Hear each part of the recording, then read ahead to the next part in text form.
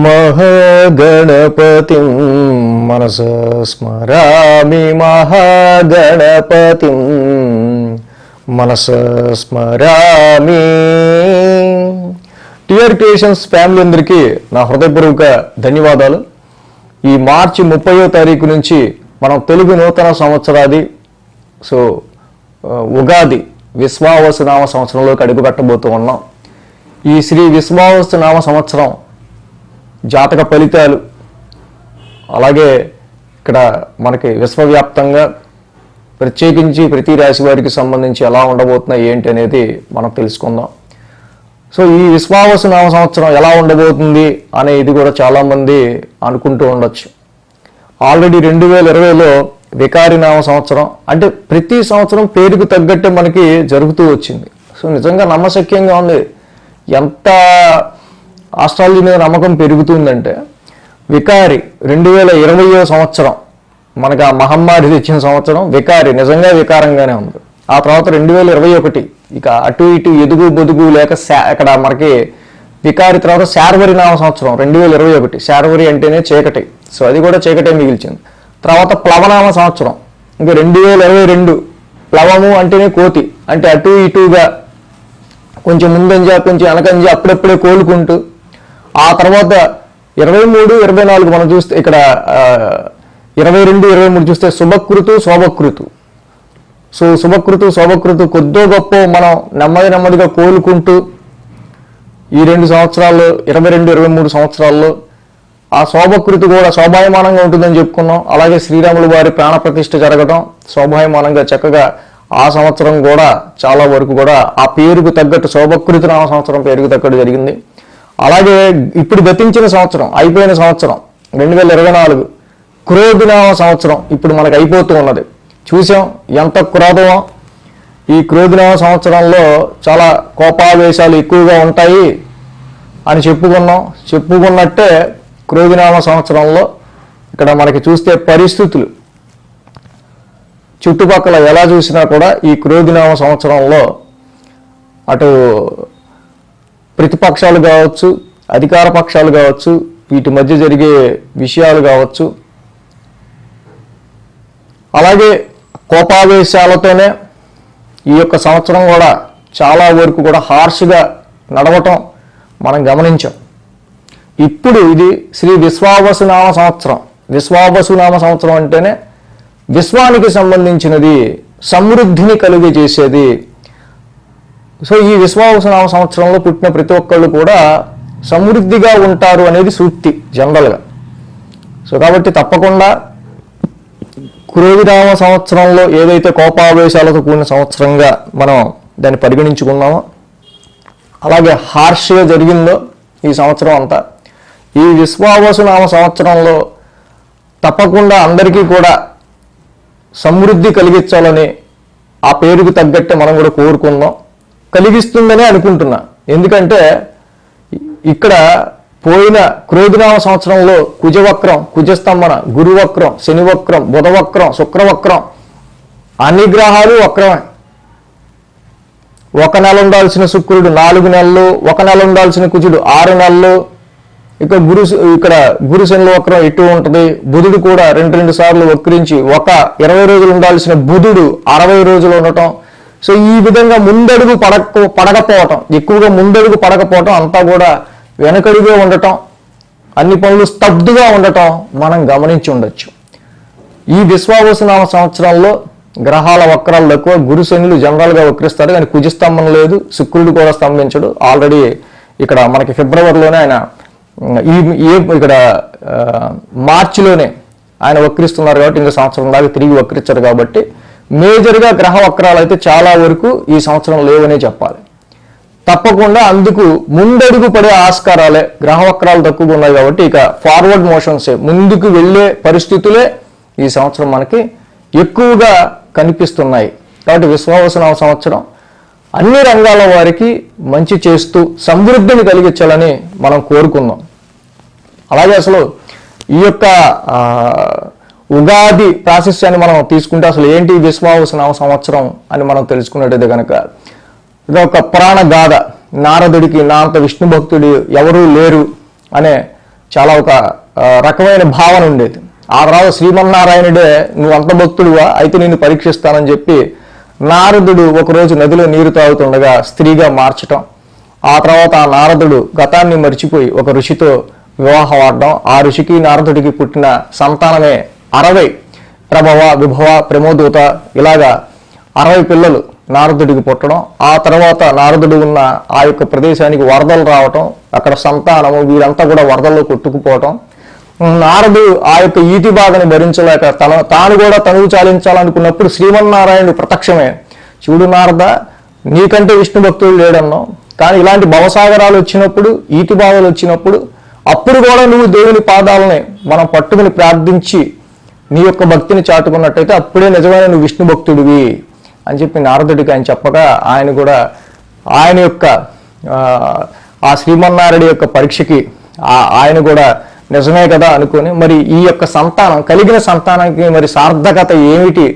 నారాయణ అని అడగగా నీ యొక్క పిల్లలు ఎవరైతే ఉన్నారో ఈ 60 మంది సంతానం కూడా కాలగమనంలో వారు తెలుగు సంవత్సరాది పేర్లుగా ఈ కాలగమనంలో కీర్తించబడతారని విష్ణుమూర్తి నారదుడికి వరమిస్తారు. ఈ విధంగా ఈ విశ్వావసునామ సంవత్సరం 39వ పిల్లాడు నారదుడికి పుట్టిన 39వ పిల్లాడు 39వ తెలుగు సంవత్సరం విశ్వావసు నామ సంవత్సరం అనేది. సో అది మొత్తంగా పురాణ గాథ. సో ఇక మనం రాశి ఫలాల్లోకి వెళ్దాం. మీనరాశి వారికి సంబంధించి ఇక విశ్వావసునామ సంవత్సర రాశి ఫలాలు ఏ విధంగా ఉండబోతుందని చూద్దాం.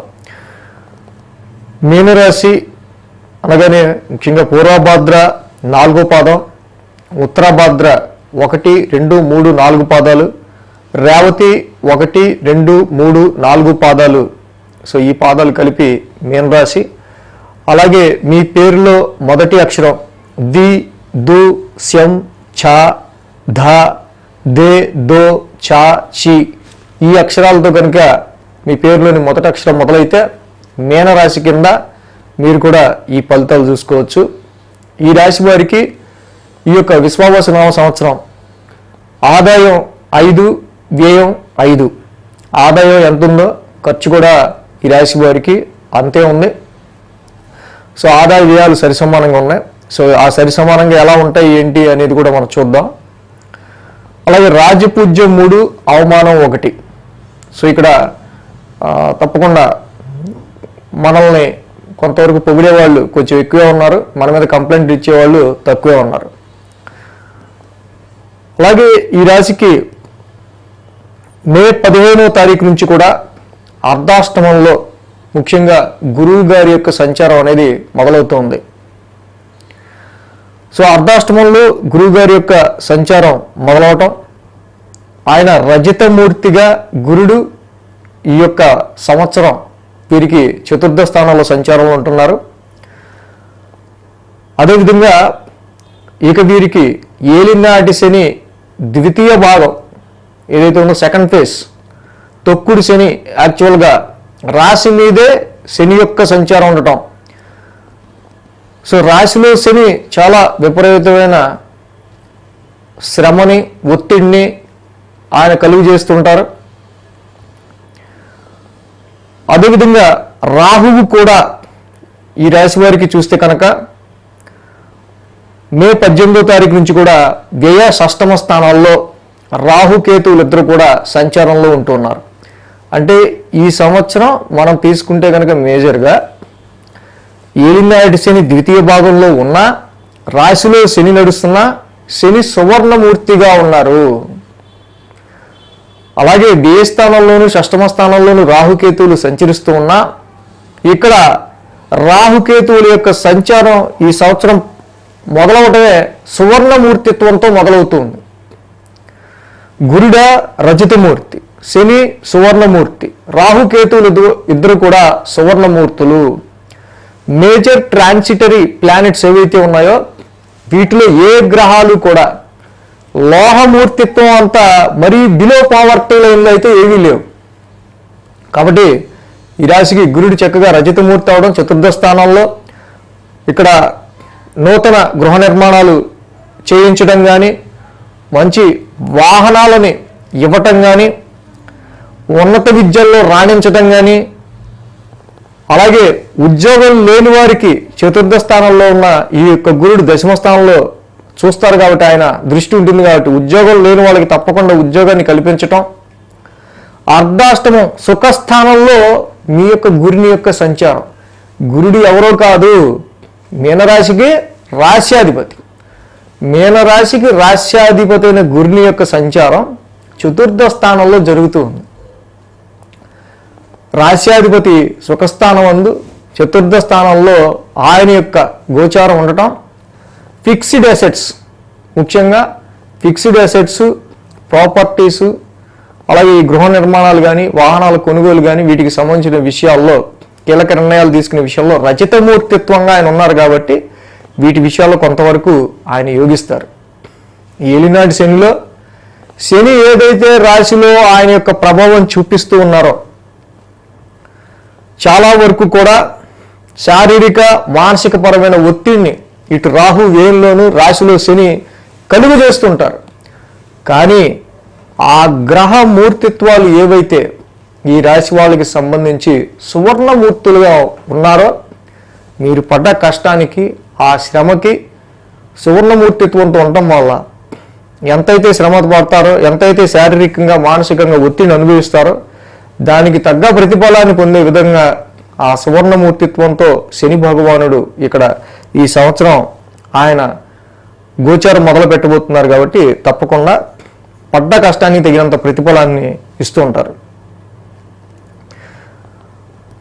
అయితే ఈ రాశి వారికి ముఖ్యంగా ఏదైతే ఏలినాటి శని ఉందో ఈ ఏలినాటి శనిలో రూలు, డిసిప్లిను, లా, ఏదో క్రమశిక్షణ, ఒక ప్రణాళిక, దీని ప్రకారం వీరు కనుక నడుచుకుంటూ ముందుకు వెళ్ళినట్టయితే కనుక తప్పకుండా ఏలినాటి శనిలో శని యొక్క సంచారం రాశిలో ఉన్నప్పటికీ ఈ యొక్క డిసిప్లిన్ అనేది రూల్, డిసిప్లిన్ అండ్ లా ఈ మూడిటిని కనుక మరొకుండా జీవితంలో ఒక భాగం చేసుకుని ఏలినాటి శని టైంలో వారు కనుక ముందుకు వెళ్ళినట్టయితే చాలా వరకు కూడా మీకు మంచి ఫలితాలు అనేవి ఏలినాటి శనిలో శని భగవానుడు ఇస్తారు. నూతన పరిచయాలు ఏర్పడతాయి.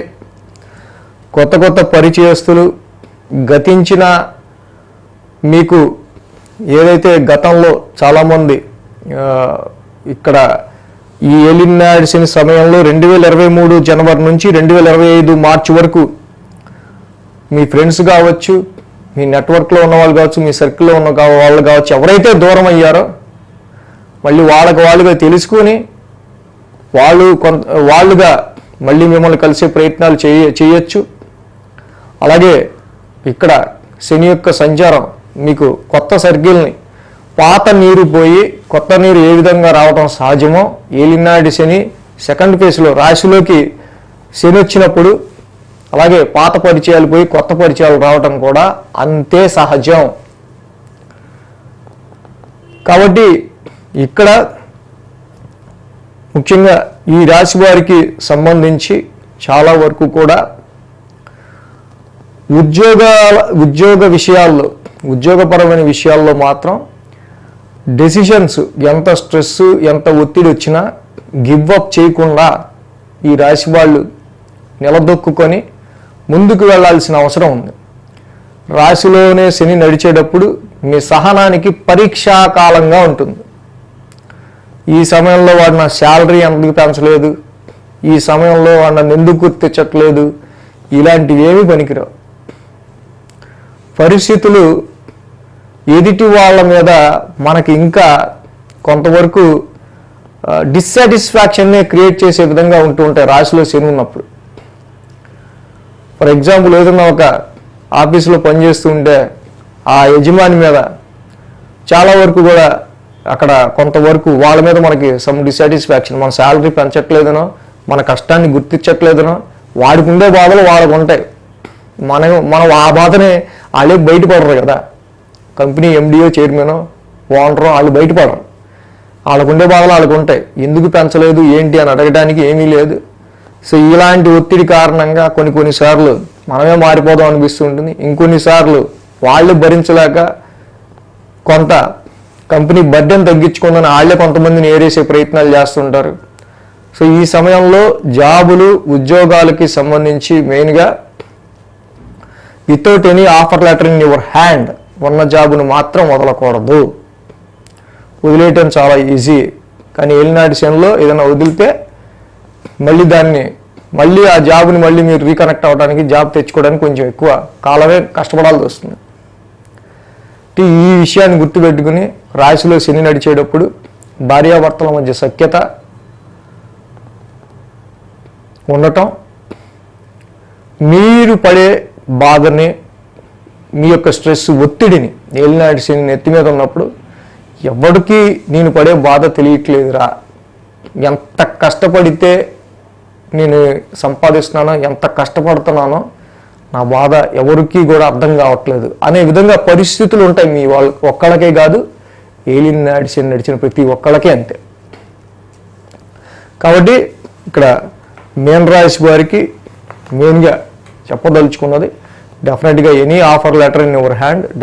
ఇంకా ఏదైనా ఉద్యోగం, ఒకవేళ ఇక్కడ జాబ్ ఒక్కొక్కసారి లే ఆఫ్స్ చేసినా, కంపెనీ వాళ్ళు తీసేసిన, పర్మనెంట్ ఉద్యోగాలు దొరకడానికి చాలా కష్టపడాల్సి వస్తూ ఉంటుంది, చాలా గ్యాప్స్ వస్తూ ఉంటాయి. కాబట్టి ఆ విషయాన్ని గుర్తుపెట్టుకొని సాధ్యమైనంత వరకు చక్కగా మీరు ఒక ఫైటింగ్ చేయడానికే జాబ్లో ట్రై చేయండి.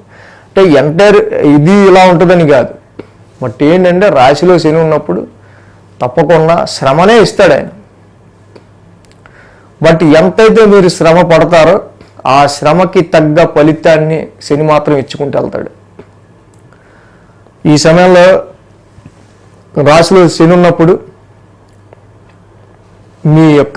మీరే ఇంకో చోట ఎక్కడన్నా జాయిన్ అయితే, ఫర్ ఎగ్జాంపుల్ ఏదన్నా ఆఫీస్లో, మీ చుట్టుపక్కల ఉన్న వాళ్ళు ఈడేం చేస్తాడో చూద్దాం, పెద్ద ఎక్స్పీరియన్స్డ్ అని వచ్చాడు కదా, ఈడు ఎట్లాగే చేస్తాడో చూద్దాం అని అందరూ చూసే రకాలే తప్పించి, ఇది ఇలా చేస్తే బాగుంటుంది, ఇది ఇలా చెయ్యాలి అని ఎవడు మిమ్మల్ని ఎంకరేజ్ చేసేవాడు మాత్రం చుట్టుపక్కల ఉంటారు. బై యువర్ లెగ్స్, మీరు మీ యొక్క పాదాలతోనే మీరు ఎదగాల్సి వస్తుంది.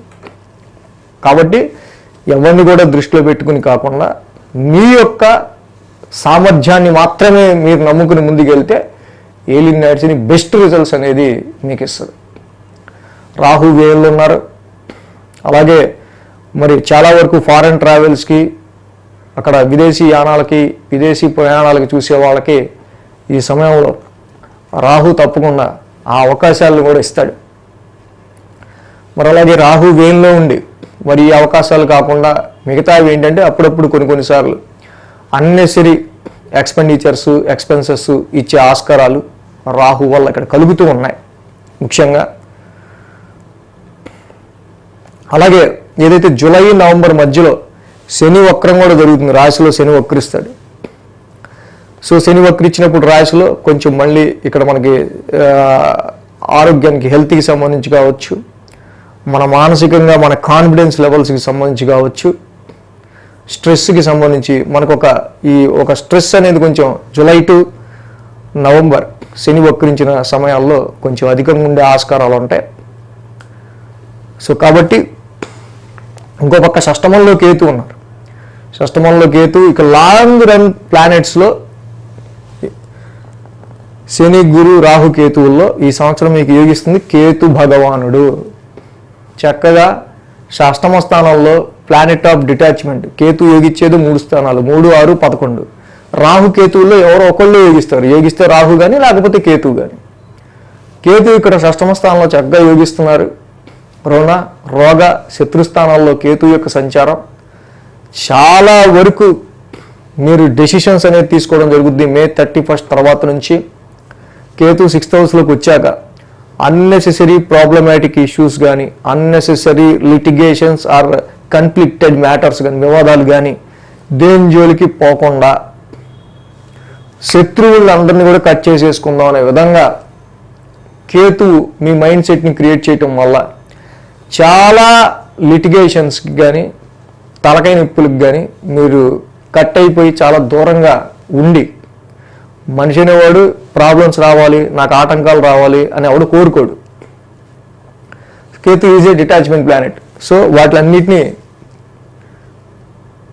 కేతు 6th హౌస్లో ఉండటం వల్ల రుణ, రోగ, శత్రు స్థానంలో కేతు యొక్క సంచారం ఆల్మోస్ట్ ఆల్ మీకు చాలా వరకు మిమ్మల్ని ఇరిటేట్ చేసి ప్రాబ్లమ్స్ క్రియేట్ చేసి అనేకమైన ఇష్యూస్ వివాదాలని చాలా దూరంగా ఉండడానికి మీరు ట్రై చేసుకుంటూ ఉంటారు. సో దానివల్ల 6th హౌస్లో ఉన్న కేతు కూడా కోర్టు కేసెస్ విషయాల్లో కావచ్చు, ఎనిమీస్ విషయాల్లో కావచ్చు, అపోనెంట్స్ విషయాల్లో కావచ్చు చాలా మంచి రిజల్ట్స్ ఇస్తారు. పైగా సువర్ణమూర్తిత్వంతో ఉన్న కేతు వల్ల మెటీరియలిస్టిక్ గెయిన్స్ కూడా కేతు వల్ల ఇక్కడ ఉంటూ ఉన్నాయి. సో గురువు గారు ఇక్కడ ఒక పక్కన 4th స్థానంలో ఆయన ఉండటం, సో కాబట్టి ఇక్కడ స్థిరత్వం గురించి జీవితంలో అంటే గృహానికి సంబంధించిన స్థిరత్వం గురించి ప్లేస్ స్థాన చలనాల గురించి ఎక్కువగా మీరు ఈ సంవత్సరం సఫర్ అయ్యే ఆస్కారాలు ఉంటాయి. 4థంలో ఉన్న ఈ గురుడు యాక్చువల్గా ఆయన రజతమూర్తిగా రాశ్యాధిపతి 4థంలో ఉన్నాడు కాబట్టి మీరు సుఖాన్ని ఎక్కువ కోరుకుంటారు, ప్రశాంతతను ఎక్కువ కోరుకుంటారు. ఎక్స్పాన్షన్ ప్లానెట్ ఎప్పుడైతే 4th హౌస్లోకి వచ్చారో గురుడు, అలాగే ప్రాపర్టీస్ని ఫిక్స్డ్ అసెట్స్ని ఆయన ఎక్స్పాండ్ చేసుకోవడానికి ట్రై చేస్తారు. బట్ రాహు పక్కన వ్యయాన్ని క్రియేట్ చేస్తున్నారు. ఏ విషయాల్లో అన్నెసరీగా మనకి ఎక్స్పెన్సెస్ బాగా అయిపోతున్నాయి ఏంటి అనే దాని మీద ఒక ఫోకస్ చేసుకుంటే చాలా వరకు కూడా ఈ సంవత్సరంన్నర రాహు ఈ స్థానంలో ఉండే సమయంలో మీకు most of the unnecessary expenses అనేవి తగ్గే ఆస్కారాలు ఉంటాయి. శని ఎటువంటి ఖర్చులు చేయించరు, ఆల్రెడీ ఎలిమినేట్స్ని ఫస్ట్ ఫేజ్లో చేయించేశారు. శని అయిపోయారు రా బాబు, ఈ ఖర్చులు తగ్గిపోయాయి అనుకునే వాటికి రాహు రావటం. సో కాబట్టి రాహు వచ్చాక ఎటువంటి ఎక్స్పెన్సెస్ అవుతున్నాయి అన్నెసరీగా అనేది ఒక్కసారి మీరు విజన్ ఉంచితే ఒక దానివల్ల ఆ వ్యయాన్ని అవ్వకుండా, ఆ ఖర్చు అవ్వకుండా మీరు కాపాడుకోవటం వల్ల ఎక్కువ మనకి ఆదాయం 5 వ్యయం 5 ఉంది. యాక్చువల్గా సంపాదన ఎంత ఉందో ఖర్చు అంతే ఉంది, ఎక్స్ట్రాగా ఏం లేదు. రాశిలో ఉన్న శని ఏ ఖర్చు చేయొచ్చారో ఆయన యొక్క శ్రమ ఒత్తిడి మాత్రమే కలుగు చేస్తారు. కాబట్టి గురుడు కూడా 4థంలో ఆన్ అండ్ ఆఫ్గా ఇటు ఒక పక్క సంతోషం, ఇవాళ బాగున్నాం అంటే రేపు పొద్దున ఇంకోటి ఏదో కొంచెం ఇదిగా ఉంటాడు, అంటే ఆన్ అండ్ ఆఫ్గా ఉంటుంది 4th స్థానంలో గురుడు యొక్క సంచారం. కేతు గారు 6th హౌస్లో చక్కగా బాగా యోగిస్తున్నారు. శని సువర్ణమూర్తిగానే ఆయన రాశిలో ఉంటున్నారు కాబట్టి మీరు పడ్డ మానసిక ఒత్తిడికి తగ్గ ప్రతిఫలాన్ని, పడ్డ కష్టానికి తగ్గ ప్రతిఫలాన్ని గుర్తింపుని ఆయన తీసుకొస్తారు. ఒక రాహు మాత్రం 8th స్థానంలో ఉన్నారు, అది మాత్రం గుర్తుపెట్టుకుంటే ఇక్కడ అందరికీ అన్నెసరీగా అయ్యే ఎక్స్పెన్సెస్ని మీరు కనుక హోల్డ్ చేసుకుంటే చాలా వరకు ఖర్చుల్ని మీరు తప్పించుకోవచ్చు. అలాగే పూర్వభద్ర నక్షత్రం వాళ్ళకి మనం చూస్తే కనుక స్థిరాస్తులు అండ్ ఫిక్స్డ్ అసెట్స్ని వాళ్ళు కనుక చక్కగా డెవలప్ చేసుకోవడానికి ఈ సంవత్సరం వాళ్ళకి చాలా వరకు నూతన అవకాశాలు చాలా వరకు కూడా కలిసి వస్తాయి. గృహ నిర్మాణాలు కావచ్చు, కొత్తగా వాహనాలు కొనుక్కోవడం కావచ్చు. అలాగే ఉత్తరాభాద్ర నక్షత్రం వాళ్ళు చూస్తే వీళ్ళకి శ్రమ అధికంగా ఉంటుంది, స్ట్రెస్ అధికంగా ఉంటుంది, మానసిక ఒత్తిడిని ఎక్కువగా వీళ్ళు బేర్ చేయాల్సి వస్తుంది. కానీ వీళ్ళు ఒత్తిడికి పడ్డ కష్టానికి తగ్గ ఫలితాన్ని ఇక్కడ ఉత్తరాభాద్ర నక్షత్రం వాళ్ళు పొందే ఆస్కారాలు ఉన్నాయి. ఇంకా రేవతి నక్షత్రం వారి విషయానికి వస్తే కనుక ఒక పక్క ఇక్కడ ఈ స్థిరాస్తులకి సంబంధించిన విషయాల్లోనూ, అలాగే కొన్ని జీవితంలో స్థిరత్వానికి సంబంధించి చేసే అనేకమైన స్థిరత్వం కోసం వీళ్ళు చేసేవి ఏవైతే ఉంటాయో పెట్టే ఎఫర్ట్స్, వాటిలో అక్టోబర్ నవంబర్ సమయానికి ఎప్పుడైతే గురుడు అతిచారంతో కొంతవరకు మళ్ళీ ఆయన ఉచ్చ స్థితిలోకి వెళ్తారో అక్టోబర్ నవంబర్ సమయానికి కొంచెం వాటికి స్థిరత్వానికి సంబంధించిన విషయాల్లోనూ, స్థిరాస్తులకు సంబంధించిన విషయాల్లోనూ కొంత పాజిటివ్ రిజల్ట్స్ అనేవి రేవతి నక్షత్రం వరకు ఉంటాయి. సో మొత్తంగా ఈ విశ్వావసనామ సంవత్సరంలో మీనరాశి వాళ్ళకి సంబంధించి శని కానీ, రాహుకేతువులు కానీ, గురుడు కానీ రజితమూర్తిత్వాలు సువర్ణమూర్తిత్వాలతో ఉన్నారు కాబట్టి తప్పకుండా అందరికీ కూడా ఇక్కడ మంచి రిజల్ట్సే మీనరాశి వాళ్ళకి ఈ యొక్క సంవత్సరం ఉండే ఆస్కారాలు ఉన్నాయి. So thanks for watching TR Creations. ధన్యవాదాలు. ఈ వీడియో కనుక మీకు నచ్చినట్లయితే లైక్ చేయండి, షేర్ చేయండి.